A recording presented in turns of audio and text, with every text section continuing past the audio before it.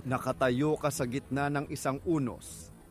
Hindi ito unos ng ulan at hangin, kundi ng mga salita. Bawat isa, isang patalim na inihahagis sa iyo. Ang mga ito ay bumabagsak sa paligid mo. Nagiiwan ng mga lamat sa sahig na dati buo.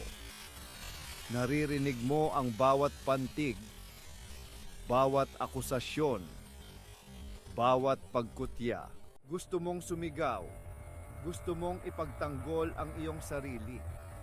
Gusto mong ibalik ang bawat salita na may kasamang lason na katumbas ng kanilang ibinato. Ngunit hindi mo ginagawa.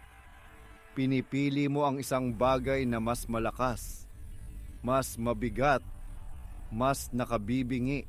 Pinipili mo ang katahimikan. Maaaring isipin nila na ito ay kahinaan. Isang senyales ng pagsuko.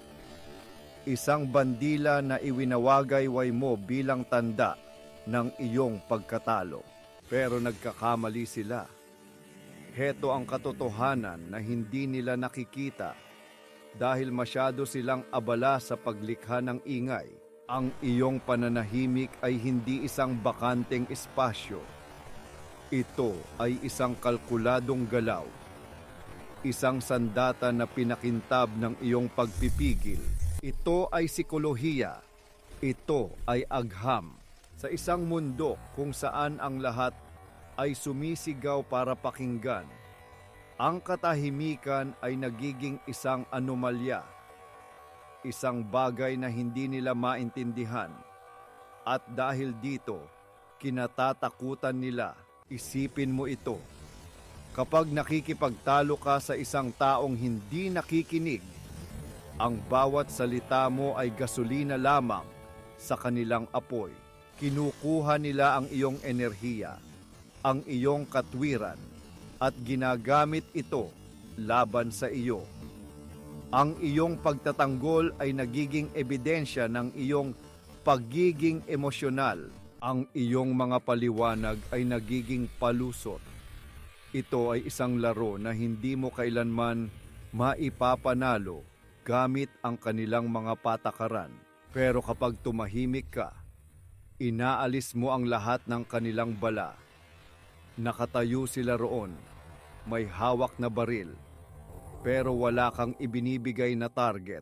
Ito ang tinatawag na reactive devaluation. Ito ay isang psychological bias kung saan automatikong binabalewala ng isang tao ang anumang ideya o argumento na nagmumula sa kanilang kalaban dahil lang sa kung sino ang nagsabi nito. Ang iyong mga salita, gaano man katotoo o kahusay ang pagkakaayos, ay patay na bago pa man makarating sa kanilang mga tainga. Ngunit ang katahimikan ay hindi nagmumula sa iyo. Ito ay isang kawalan, isang vacuum. At hindi ito kayang i-devalue ng isip nila dahil wala itong anyo. Napipilitan silang harapin ito. Napipilitan silang punan ang espasyong nilikha mo. At sa pagpupumilit nilang punan ito, inilalantad nila ang kanilang sarili. Kilalanin natin si Elara. Sa loob ng maraming taon, ang kanyang buhay ay isang entablado para sa galit ng kanyang kapareha. Bawat gabi, ang hapunan ay isang paglilitis. Siya ang nasasakdal, ang taga-usig, at ang hukom ay iisa. Si Damian.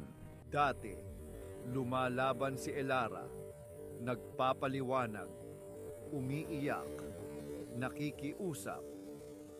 Bawat salita niya ay parang pag-apoy ng isang basang posporo.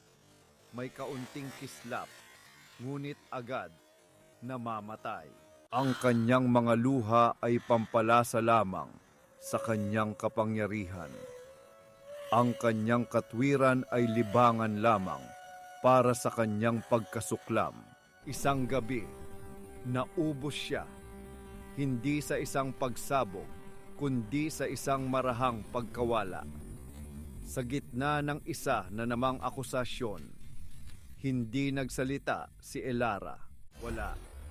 Walang salita, walang luha. Tumingin lang siya sa kanyang plato na parang ang disenyo ng porselana ang pinaka-interesanting bagay sa mundo. Sa simula, hindi ito napansin ni Damian. Nagpatuloy siya sa kanyang litanya, nasanay na sa ingay ng kanyang sariling boses. Pero pagkatapos, ang katahimikan ay nagsimulang tumagos. Ito ay isang katahimikan na may bigat, mas makapal kaysa sa hangin. Hindi ka ba sasagot? Tanong niya. Ang kanyang boses, na dati isang kulog, ay parang naging isang bato na ibinagsak sa isang malalim na balon. Tumingin si Elara sa kanya. Isang tingin na walang laman, hindi galit, hindi masakit. Isang blangkong pagkilala lamang na siya ay nasa silid. At pagkatapos ay ibinalik niya ang kanyang tingin sa plato. Ito ang sumira sa kanya. Hindi ang mga sigaw, hindi ang mga luha, kundi ang kawalan ng reaksyon. Ang kanyang kapangyarihan ay nakasalalay sa kanyang kakayahang mag-provoke. Ang kanyang buong pagkatao ay binuo sa mga reaksyon na nakukuha niya mula sa iba. Nang wala siyang makuha, naiwan siyang nakikipag-usap sa kanyang sarili.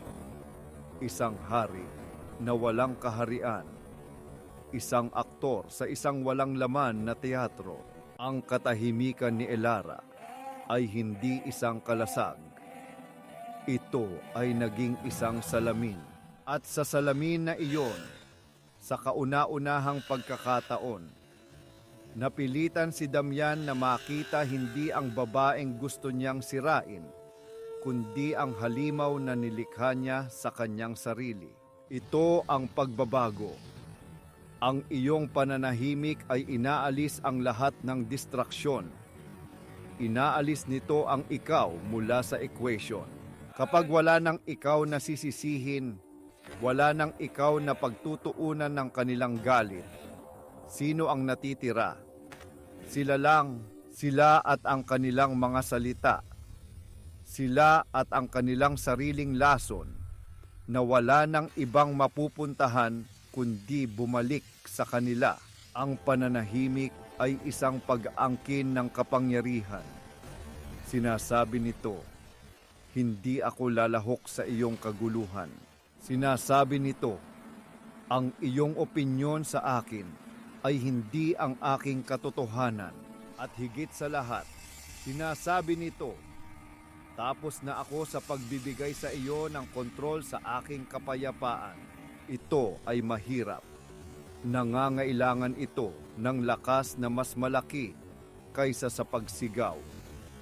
Ito ang lakas ng isang bundok na hinahampas ng hangin, ngunit hindi natitinag.